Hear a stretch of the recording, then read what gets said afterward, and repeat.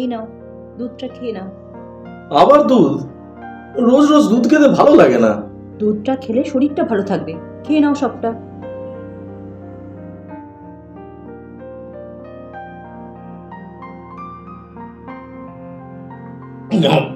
আর খাবো না, রেখে দাও। তুমি না, এই যে শোনো, এই ওষুধগুলো রেখে গেলাম, 12টার সময় ওষুধগুলো খেয়ে নেবে। আর রান্নাঘরে খাবার ঢাকা দেওয়া আছে। আমি একটু বেরোচ্ছি। কোথায় যাবে? ঘরে তো কিচ্ছুটি নেই, সবজিপাতি আনতে হবে তো। আরে আমি যাই না, এখন তো আগের থেকে অনেকটা সুস্থ আছি, একটু ছাড়ো না আমাকে। হ্যাঁ, বাইরে যাও আর মাথা ঘুরে পড়ে বিপদ বাঁধাও। তুমি বড্ড ওভার থিঙ্কিং করো আরতি, ভালো লাগে না। হ্যাঁ, ভালো তো শুধু আমারই লাগে না।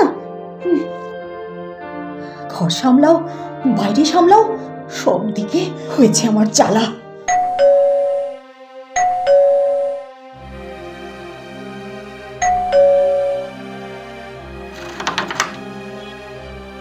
কেমন আছেন বৌদি? আমার আর থাকা না থাকা, আপনার ভাইজা বাঁধিয়েছে। আসুন, ভেতরে আসুন।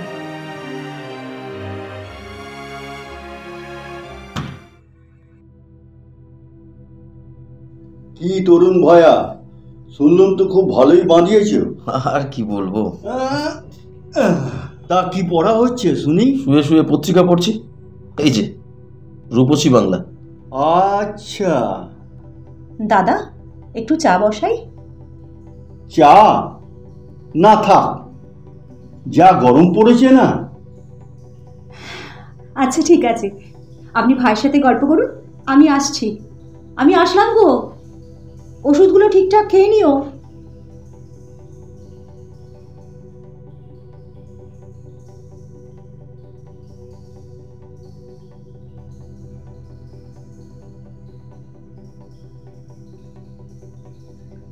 আচ্ছা, তুই নিজেও তো কিছু লিখতে পারিস। আমাকে কি আর তোমাদের মতো সরস্বতীর বরপুত্র পেয়েছো দাদা, যে সাদা কাগজে কলম ঠেকালেই হু হু করে সাহিত্য বেরিয়ে আসবে? বড়ুর রচনা লিখেও শূন্য পেতে পারি, এমনই কৃপা ওনার আমার ওপর।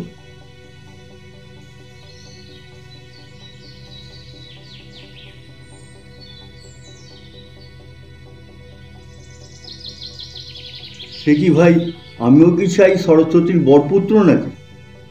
এই তুচ্ছ তাচ্ছিল্য করে হেলাফেলা করে যতটুকু দেন তাই দিয়ে চলছে। আরে কোনো রকমে সারসংখ্যার মাত্র 8খানা লেখা রেডি করেছি, বুঝলি? হ্যাঁ, সবাই দাওয়া করছে, আমি অত পাবো কোথায়? এ কি বেগুন কেটে বেগুনি ভাজা নাকি লেদ মেশিনে ছাঁচ তৈরি? হ্যাঁ বল। জানিস, লেখা যখন আসে হু করে আসে, সে একটা আলাদা মজা। লিখলি না তো কোনোদিন, সে মজা বলে বোঝানো যায় না রে, বোঝানো যায় না। তুই তখন তোর রচিত চরিত্রগুলোর বিধাতা পুরুষ, তোর পেনের খোঁচাতেই তাদের জীবন আর তোর পেনের খোঁচাতেই তাদের মরণ। তাই বলছি, লেখ লেখ। লিখলি না তো কোনোদিন, আরে লিখে চেষ্টা করে দেখ না। হ্যাঁ হ্যাঁ, যে জন্য আসা, আমার একটা বই সদ্য প্রকাশিত হয়েছে, পড়ে দেখিস। বাহ, কভার পেজটা তো দুর্দান্ত ওই হয়েছে। পারমিতা করে দিস। তাই যাকে ওষুধগুলো ঠিক করে খাস, বইয়ের আদেশ। তুমিও না দাদা? যাকে চলুন তাহলে। হ্যাঁ হ্যাঁ, পড়ে দেখিস। হ্যাঁ।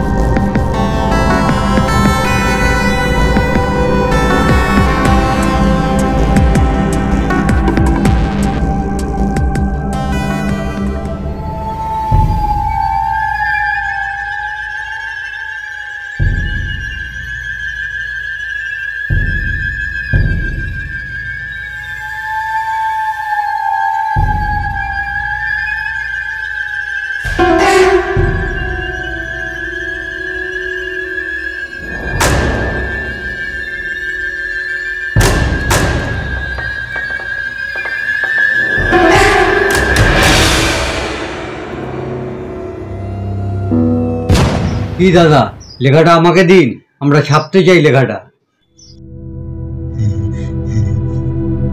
আপনারা ছাপেন?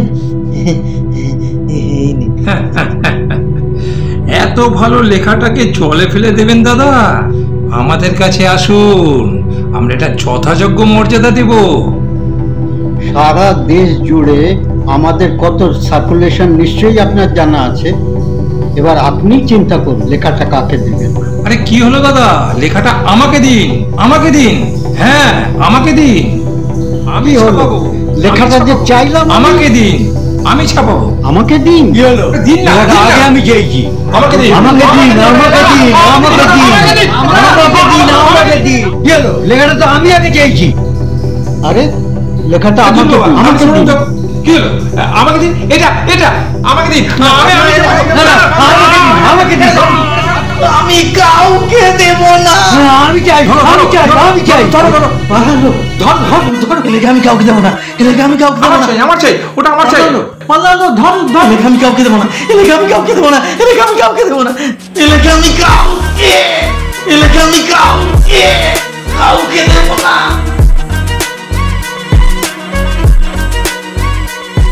এটা আমি ছাপাবো। আমি খাতাটা ছাপাবো। ছিঁড়ে না, না, খাতাটা ছিঁড়ে আমি না। খাতাটা ছিঁড়ে না। আমাকে দিন। খাতাটা ছিঁড়ে যাচ্ছে।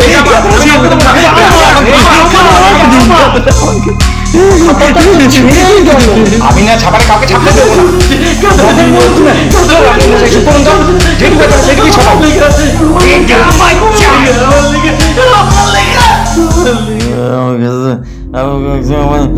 আমার খাতাটা আমার খাতাটা ছিঁড়বে না। খাতাটা ছিঁড়বে না। খাতা ছিঁড়বে না। খাতা আমাকে দিয়েছে। খাতাটা ছিঁড়বে না। খাতাটা ছিঁড়বে না। খাতাটা ছিঁড়ে যাচ্ছে। খাতাটা ছিঁড়ে যাচ্ছে। খাতাটা ছিঁড়ে যাচ্ছে। খাতাটা ছিঁড়ে যাচ্ছে। খাতাটা ছিঁড়বেন না। আমার খুব কষ্ট হয়। আমি খাতাটা ছিঁড়বে না। খাতাটা ছিঁড়ে যাচ্ছে। খাতাটা ছিঁড়ে যাচ্ছে। খাতাটা ছিঁড়ে যাচ্ছে। কি হয়েছে তোমার?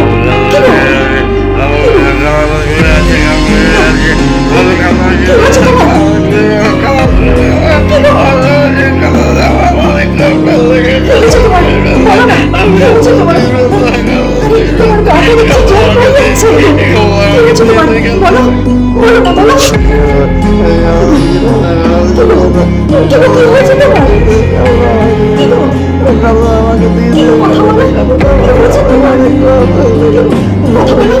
কথা বলো, কি হয়েছে তোমার? শরীর খারাপ লাগছে?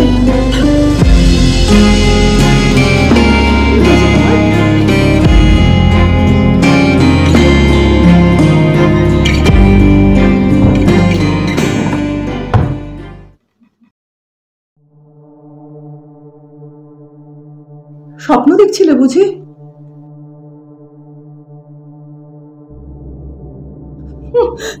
গা তো জ্বরে পুড়ে যাচ্ছে। ওষুধগুলো খেয়েছিলে? কতবার বলে গেলাম ওষুধগুলো খেও, জ্বালালে আমাকে।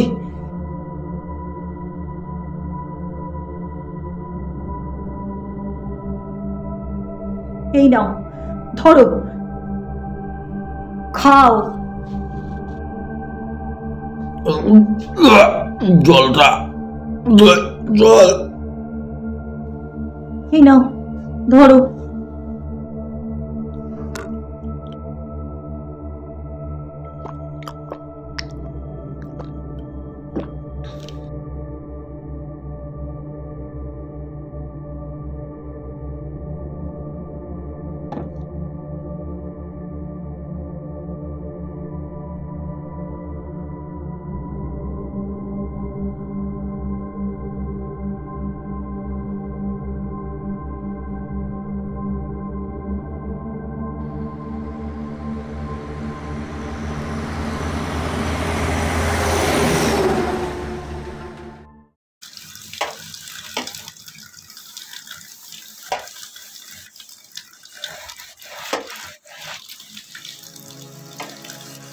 আরতি,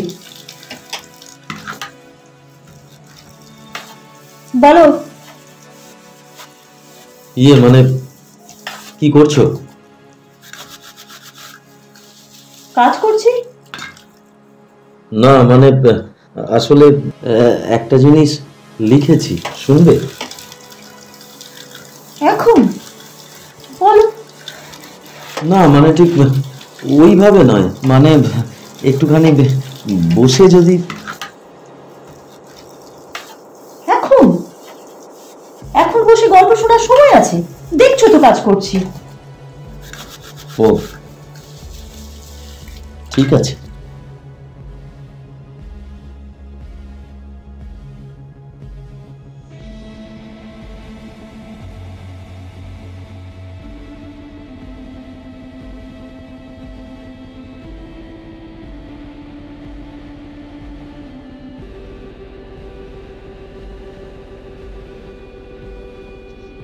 কি গো, রাগ হয়ে গেল?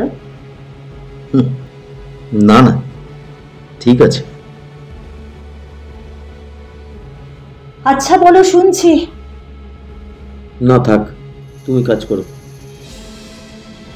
আজকাল তোমার খুব বিরক্তি হয়েছে। রোগে ভুগছো তুমি, আর রাগ দেখাচ্ছ আমার উপরে।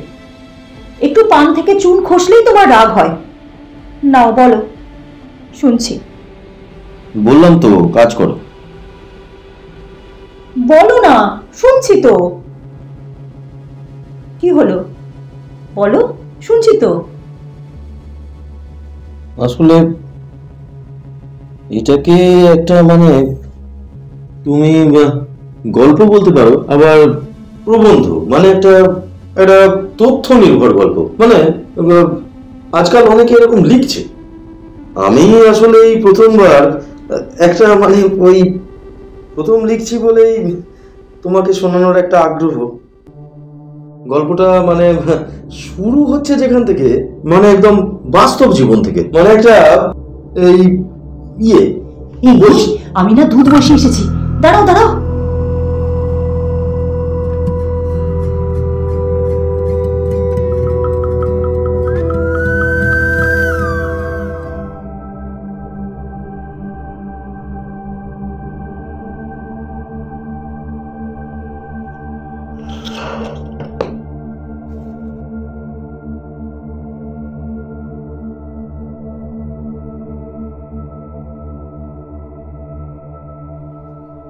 কি গো, রাগ করেছো?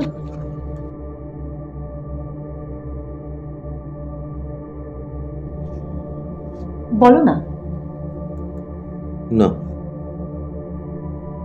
তখন শুনলাম না বলে রাগ হয়েছে? বলো না শুনি। বলো, গল্প শুনছি।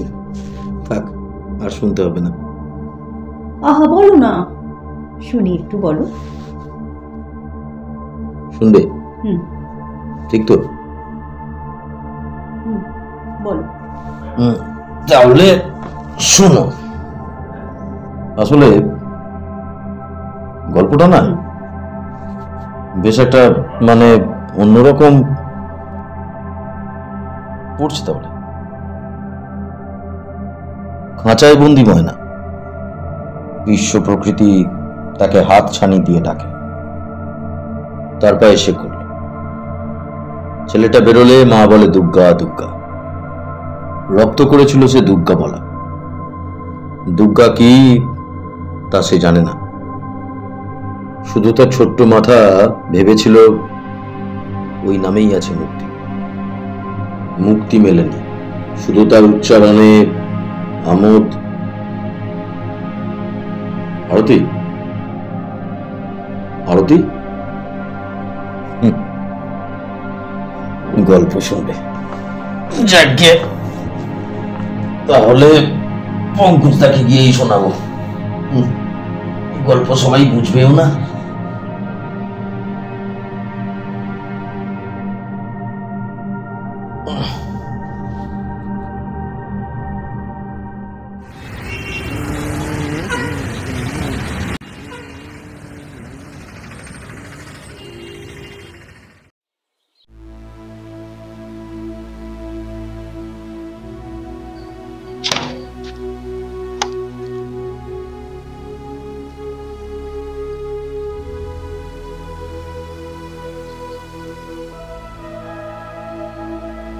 আরে তরুণ বাবু যে কি বলছে, শরীর শরীর আছে শরীরের মতো, আর আমি আছি আমার মতো। আর তৃতীয় আর চতুর্থ পক্ষ মানে? মানে ওই বৌদি আর ডাক্তার। ডাক্তার বলেছে এখন একটু আধটু বেরোতে পারে, তাই তোমার বৌমাও মা দুর্গার ভরসায় আজই নিষেধাজ্ঞা তুলে নিয়েছে। দাড়ি কাটার নাম করে তোমার কাছে চলে এলাম। যাকে এটা দেখো তো। কি এটা? দেখোই না? লিখেছিস নাকি? লিখেছি মানে লেখার বন্যা বইয়ে দিয়েছি একেবারে।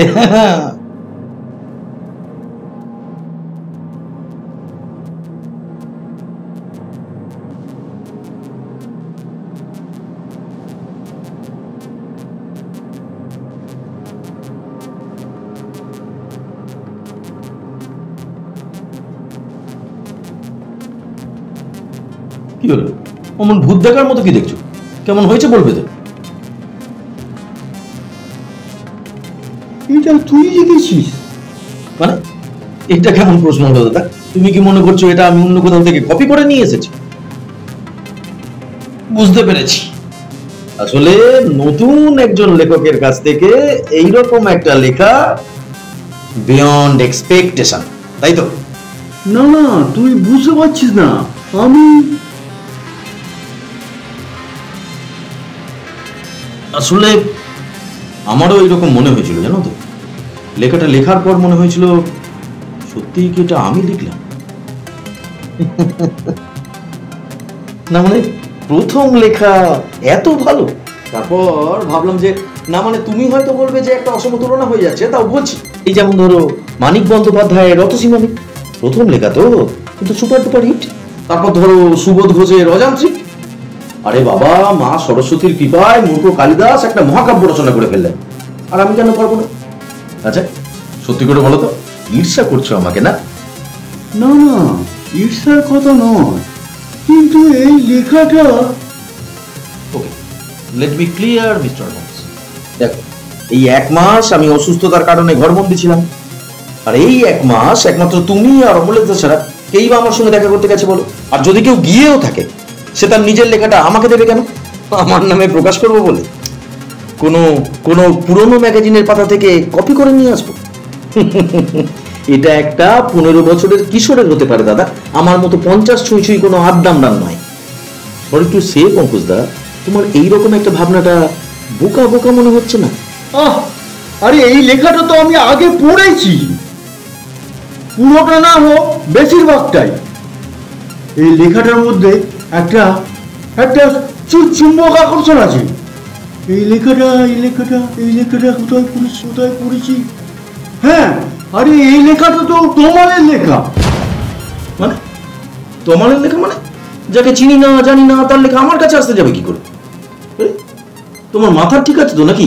হ্যাঁ, আমার অতি কষ্টের লেখাটাকে তুমি কোন এক তোমার নামে চালিয়ে দিচ্ছ। আরে বাবা, বিশ্বাস করো, এটা আমার লেখা। বিশ্বাস অবিশ্বাসের প্রশ্ন নয় তরুণ, তোর ওপর আমার যথেষ্ট বিশ্বাস আছে বলে তো তোকে আমি লিখতে বলেছিলাম, কিন্তু এই লেখাটা তমালেরই লেখা। এখন প্রশ্ন হচ্ছে এই লেখাটা তোর কাছে। তমাল তমাল তমাল, তুমি তুমি নিয়ে চলো তো আমাকে তোমার এই তমালের কাছে। তাকে সামনে রেখে আমি বুঝিয়ে দেবো যে এই লেখা একান্তই আমার লেখা, আমি তো ওর থেকে কপি করিনি, তাকে চিনি না জানি না। তমালকে তুইও চিনিস তরুণ? চন্দননগর বিদ্যা মন্দিরের অঙ্কের মাস্টার তমাল সেন। চন্দননগরে অন্বেষণ পত্রিকার সাহিত্য সভায় আমাদের আলাপ হয়েছিল। রাত্রিবেলা ওর বাড়িতে থেকেছিলাম, খেয়েছিলাম, এমনকি ওর ফোন নম্বর চেয়েছিলিস তুই।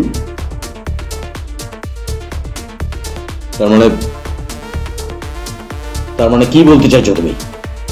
আমি ওই তোমার ওই তমালকে ফোন করে ওর বাড়িতে গিয়ে ওর লেখাটাকে হাতিয়ে নিয়ে এসেছি আমার নামে ওটাকে প্রকাশ করব বলে? আহা, আমি সেটা তোকে বলতে চাইছি না। সেদিন তোর বাড়ি থেকে ফিরছি, হঠাৎ দেখি তমাল।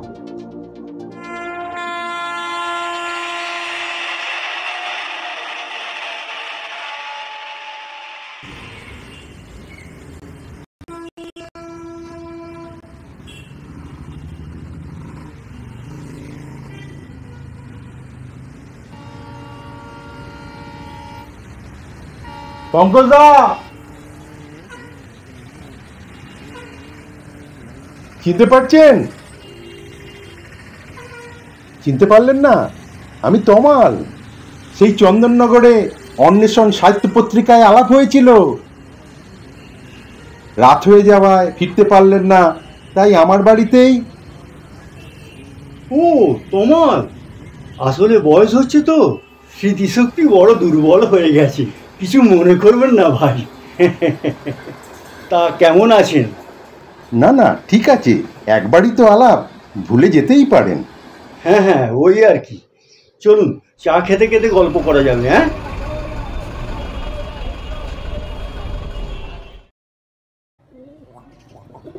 এ নিন চা নিন।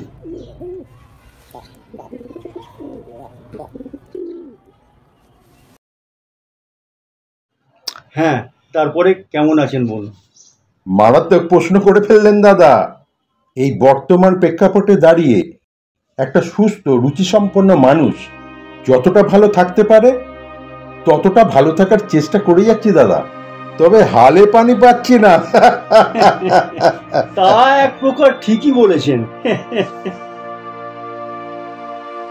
অথচ দেখুন, ভালো থাকারই তো কথা ছিল আমাদের। স্বাধীনতার ৭৫ বছর পর এমন একটা আসমুদ্র হিমাচল ভূখণ্ডে সুশিক্ষিত জনগণ পরিবেষ্টিত হয়ে খুব ভালো থাকারই কথা ছিল আমাদের, গর্ববোধ করার কথা ছিল আমাদের এরম একটা দেশের নাগরিক হওয়ার জন্য,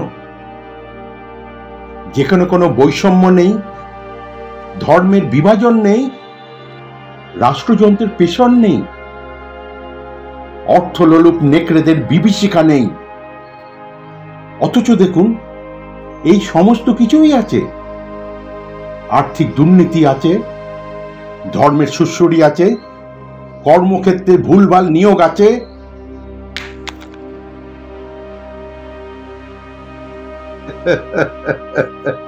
গিমিক দেখিয়ে গদি আগলে রাখার নির্লজ্জ প্রয়াস আছে, ইচ্ছুক অনিচ্ছুক নিয়ে আমরা ওরা আছে, যোগ্য অযোগ্য নিয়ে সস্তা রাজনীতি আছে, তার মধ্যে আমরাও আছি।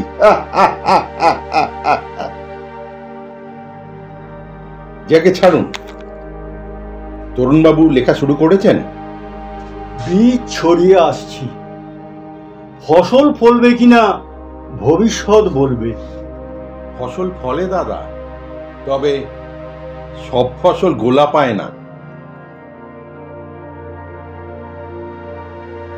রাস্তার ধারেই তার ঠাঁই জোটে, তারপর হাজার লোকের পায়ের চাপে পিষ্ট হতে হতে খোসামাত্র সার হয়। এমন ভাবে বলছেন কেন? বড় যত্ন করে দীর্ঘদিনের পরিশ্রমে লিখেছিলাম এই লেখাটা। নিত্যদিনের জীবন থেকে ছেঁকে আনা বাস্তব উপলব্ধির জ্বলন্ত দলিল এই প্রবন্ধ। লেখার মাত্রা ভেদে অবশ্য একটা গল্প বলতে পারেন এই লেখাটাকে, একটা অন্যরকম গল্প। কিন্তু কি কেউ ছাপতে চাইছে না এই লেখাটাকে?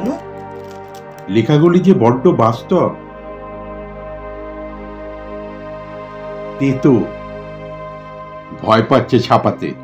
আসলে প্রত্যেকেই তো কোনো না কোনো ছাতার তলায় দাঁড়িয়ে রয়েছে, যদি ছাতা সরে যায়। না না, এ আপনার ভুল ধারণা। নিরপেক্ষ সংগঠনও আছে। তাহলে হয়তো তার নাগাল পাইনি আমি কিন্তু বুঝেছি, নিরপেক্ষ বলে কিচ্ছু হয় না। হয় আপনাকে এদের লেজুর ধরতে হবে, নয়তো ওদের। হয় আপনাকে এটাকে ঠিক বলতে হবে, নয়তো ওটাকে। দুটোকে বেঠিক বলে কোনো নতুন দিক দেখাতে চেয়েছে যারা, সমকালে তারা হয় পড়েছে বিরোধের মুখে, নয়তো বা বিদ্রুপের। অবাক করার ব্যাপার কি জানিস, সেই লেখা আর এ লেখা দুটো শব্দ, দু তিনটে বাক্য বিন্যাস ছাড়া হুবহু একই। তুমি নিয়ে চলো তো আমাকে তমালের বাড়ি, আমি দেখতে চাই সে লেখা। আমার পুরো কথাটা এখনো শেষ হয়নি তরুণ, আগে পুরো কথাটা শোন, দুদিন আগে খবর পেলাম হঠাৎ একদিন সেই লেখাটা পুড়িয়ে আত্মঘাতী হয়েছেন তমাল সেন। নিজের গায়ে আগুন লাগিয়ে সহমরণের পথ বেছে নিয়েছেন স্রষ্টার সৃষ্টির সঙ্গে। কি বলছো পঙ্কজদা? সমীরণের কাছ থেকেই খবরটা পেলাম। কি একটা উপলক্ষে ও চন্দননগরে গিয়েছিল, ওখান থেকেই খবরটা পেয়েছ।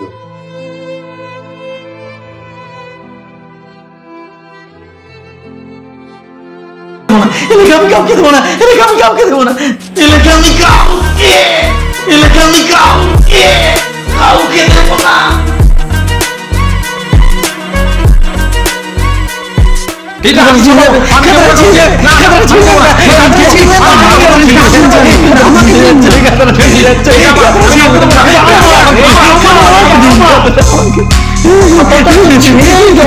আমি না ছাপারে কাউকে ছাপতে দেবো না।